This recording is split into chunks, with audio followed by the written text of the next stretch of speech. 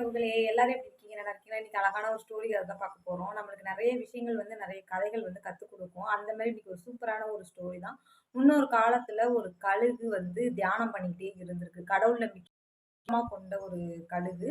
அந்த கழுகு என்ன பண்ணிருச்சுன்னா, எப்ப பார்த்தாலுமே தியானத்துல இருக்குமா, கடவுள் எனக்கு அத செய்யணும், கடவுள் எனக்கு இத செய்யணும் அப்படிங்கிற இடத்திலேயே தியானம் இருந்திருக்கு.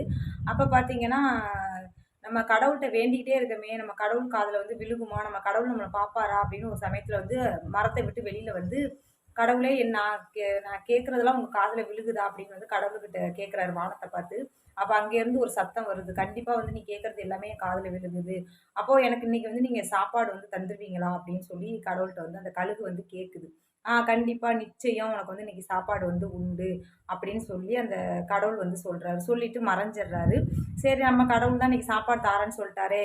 நம்ம இன்னைக்கு எதுவுமே வேலை செய்ய வேண்டாம். நம்ம போய் தியானத்துல உட்காருவோம்ன்னு சொல்லிட்டு, அது எங்கிட்டுமே திரும்பலையாம். போய் தியானத்துல உட்கார்ந்து உட்கார்ந்து பார்த்துட்டு, காலையில கேட்டு சாயங்காலம் ஆயிடுச்சு. அப்ப கடவுள் மேல அந்த கழுகுக்கு ரொம்ப கோவம்.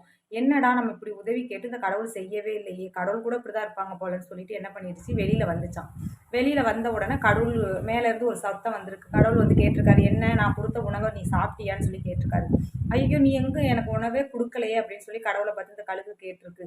அதுதான் நீ மிகப்பெரிய செஞ்ச தப்பு. நீ கேட்ட உடனே நான் குடுத்துட்டேன்.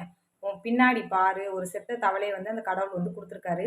இது பின்னாடி திரும்பி பார்க்காம காலையில இருந்து தியானத்திலேயே உட்கார்ந்துருக்கு. இதுலேருந்து என்ன தெரியுது அப்படின்னா, என்னைக்குமே நீ உட்கார்ந்த இடத்துல உட்காந்துட்டு கடவுள வேணா கடவுள் எதுவுமே குடுக்க மாட்டாரு.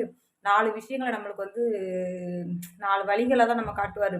அத நம்ம பயன்படுத்தி வாழ்க்கையில ரொம்ப முன்னேறணுங்கிறது இந்த கழுகுகிட்ட அந்த கடவுள் சொல்லிட்டு மறைஞ்சிடுறாரு. இதுலேருந்து என்ன தெரியுதுன்னா, கண்டிப்பா கடவுள நம்பி ஒரே இடத்துல நம்ம உட்கார்ந்தா நம்ம கடவுள் கையில கொண்டு எல்லாத்தையும் குடுத்துற மாட்டாரு.